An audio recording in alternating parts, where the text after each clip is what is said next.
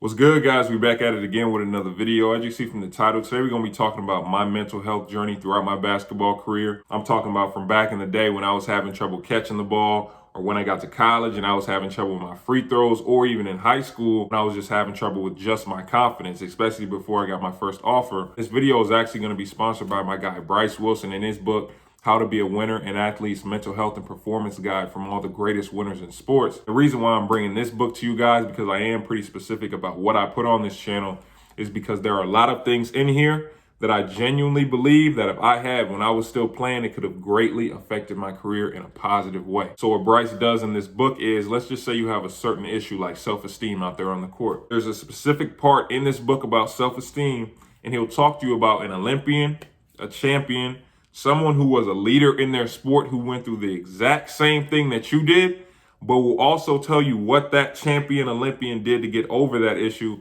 and also give you exercises to work on. So when we go throughout this entire video and I talk about some of the issues that I've had before, I'm going to use some of the things that are in this book to tell you guys how you can get over it. Let's jump into it. So my mental health journey in basketball started not soon after I started playing competitively. Like once I got away from playing in those upward games, you know, when you have that little strap on your shirt and everybody's a winner, things like that. Once I started getting in pretty competitive leagues, probably when I was around third, fourth grade, and we started to play against teams that had some talent, and there were some dudes on my team that had some talent, all of a sudden I started to kind of feel like the outsider because I was the kid that was taller than everybody else, wasn't really coordinated. We talked about before, couldn't catch, couldn't really make layups. So playing basketball on that level for me was a struggle. And I know some people might not directly relate to being the kid that's taller than everybody else. Let's just say on the opposite end of the spectrum, you're the kid that's smaller than everybody else, or you might be the kid that's not as physically developed as everybody else. So when you get out there on the court, obviously your production isn't that great because you're not as good as everybody else yet. So you get to a point on the court where it's like, bro, I don't even want to play anymore. Every time I'm out here, I'm scared that I'm going to embarrass myself. And if I embarrass myself, my teammates are going to laugh at me or they're going to be looking at me crazy. Those are some things that I was struggling with when I was younger. And at the time, because I was so young, I didn't really know how to communicate, how I was feeling about the game. So what did I do? When we used to have practice, I wasn't really saying a lot. Or when we're having live drills in practice, I used to try and hide like in the corner off the court so coach doesn't see me and be like, get in the drill. I didn't want to get in anything live because I was that nervous that if a guard passed me the ball, I'm going to drop it. Or if I get a wide open layup by myself in the paint, I was going to miss it. When you get into these situations, in the book, he specifically talks about Ronaldo, right? About how when Ronaldo started playing soccer when he was younger, or football, he was smaller than everybody else. He was skinnier than everybody else. He used to get bullied out there when he was playing. And it got him to a point where he was just extremely insecure about his size compared to everybody else out there. But what Ronaldo ended up saying about how he got to the point he is now is he took those insecurities and he said, I'm going to work harder than everybody else to fix that problem so I no longer have those insecurities. He talks about Conor McGregor as well. He says something similar. He says, doubt is only there when you're not working. If you're actively working on all your insecurities, those insecurities will start to fade away. Coach K said something along the lines of this: your confidence is built through your accomplishments. In order to believe in yourself, you have to be doing something worth believing in. So what that means is maybe you're struggling with your handle. Maybe you can't really shoot. Maybe, like I said, you're smaller than everybody else, you're getting pushed around, or you're taller and you're just uncoordinated, kind of lumbering, having trouble getting up and down the court, finishing plays. In order to negate those insecurities, in order to negate those doubts, you have to be working on them every single day. Because even once you reach those accomplishments, even once you reach those goals, guess what? If you reach those goals and you stop working on your insecurities, all of a sudden they're going to creep back in your head. Once that voice gets in your head, that voice of doubt, that voice of insecurity, you won't hear it at first. You'll probably, oh man, that's nothing. Like, I don't even care about that. But it gets louder and louder the less you work on it. I'm telling you from experience, if you don't work on your insecurities, on the things that you're struggling with on the court or even off the court every single day, I'm telling you, it can become a big thing. As my basketball career progressed into high school, all of a sudden it went from when I was younger, dealing with insecurities about my height, doubt that I can catch passes, that I can make layups, and I get to high school and all of a sudden it turns into, okay, I'm having struggles with my passion, struggles with my dedication towards the sport, struggles with my discipline to working out and continuing to work towards my goals every single day. And you know why? It's because I got to high school And all of a sudden, if you guys aren't in high school yet, if you're in high school now, you know what I'm talking about. You get to high school and it's an entire different world to you. All of a sudden, you got a lot of your friends throwing parties. You got a lot of people that you know going out, doing all this, and that, doing all these fun things. I'm seeing when we come back to school on Monday, oh yeah, what'd y'all do this weekend? Oh, we did this, and that. Oh, what you do? Oh, we did this, and that. Oh, what you do, B? Oh, I had to go to the gym. I had to practice. I had to work out. I didn't really do anything. And after a while of hearing that over and over and over, like I said, we get back on Monday, or we did this, and this, or maybe it's a school night and they going out to this one place and doing this fun thing, and I just had practice, or I might have a game, or I might have to do something basketball related, might have to go work out, lift or something. And I just kind of got tired of it. And I'm like, bro, like, is this even worth it? I don't have an offer yet. Like, is this even worth it? Is it worth it for me? But I just wish I had something that I could have read, like this book, or something I could have seen like this video that could tell me and give me instances. For example, in the book, Bryce talks about how Floyd Mayweather trains 3 times a day, and how when people talk to him about it, he said that when he wakes up in the morning, do you actually think he wants to work out 3 times in the day? He said verbatim, no, I don't want to work out. No, I don't feel like doing any of this. But at the same time, I understand that's what greatness takes.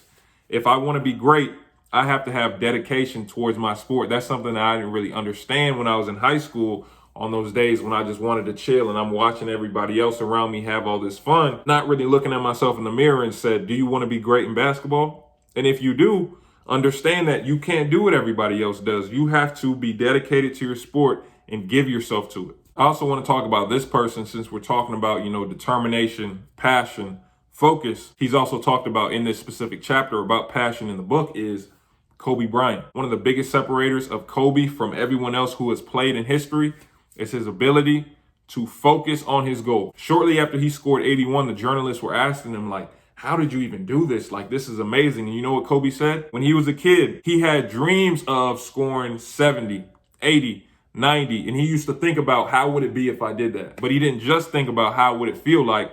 He thought about, how could I get that accomplished? How could I get to a point when I could possibly score 80 plus points in a game? So you know what he did as a kid? He went to the gym, went outside and shot thousands of shots a day, not just regular shots, not just I'm just going to the gym and I'm shooting one leg, I'm just going to stay in there for 2 hours and throw some stuff up. No, I'm going to be deliberate and only take game shots when I go to this gym, so that when I get into this game, it's going to translate and I'm going to be able to achieve my goal. If you can stay focused, I'm telling you, it doesn't matter what you're doing, whether it's on the court, off the court.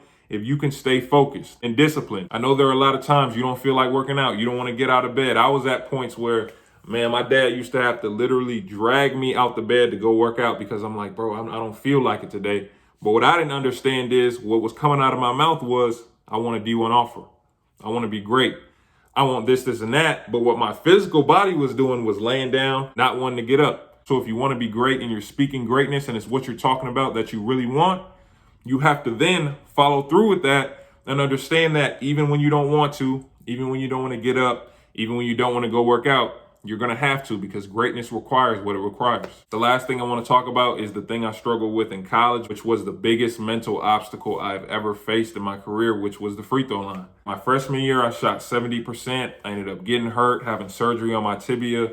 I was out for about 6 months, but when I came back, I don't know what happened. Whenever those lights were on, popcorn was popping, my free throws were just all the way messed up. I was working on it so much. I'm talking about I used to come in the morning like 6 a.m., 5:45, shoot like 94 for 100 from the free throw line. And you could fact check me. A lot of my teammates didn't believe me for some reason, but I used to do that day after day after day. But when I got in that game, when them lights came on, all of a sudden my form would just be jacked up and I'm missing badly. Airball one time, I've showed you guys that before. I was really just struggling, and it got to a point where it started to affect my mental. I used to go home if I missed one free throw and just sit in the dark and not want to do anything. Or I used to go in the locker room at halftime if I missed one in the first half and just sit there with my head down. Like, it used to really affect me to the point where I didn't want to get fouled anymore. I used to not try and get a lot of offensive rebounds just because I didn't want to go to the line. I didn't go up as strong because I didn't want to get fouled. Passing out of the paint, kind of what you've seen Ben Simmons do, so I can relate to him in that way. But it was something I was struggling with from my sophomore year all the way up until my senior year when I ended up getting hurt. Like, it's something I can say that I never really fully got a hold of. And for you guys, it might not be free throws. It might be you're scared to shoot wide open jump shots. It might be you're scared to dribble, like you're scared to have the ball in your hands. It might be a whole bunch of things on the court, but when it gets up here into your mental, it's something that needs to be addressed. It's really something that I needed to talk to somebody about, or at least hear stories from someone who went through the same thing and how they overcame that. This book has those examples. Here they talk about for Tom Brady in that Super Bowl, how nervous he was, and how in that moment he had to realize that he had to be where his feet were. His mind had to be where his feet were. He can't think about, what if I throw a pick in this next series and we lose the Super Bowl?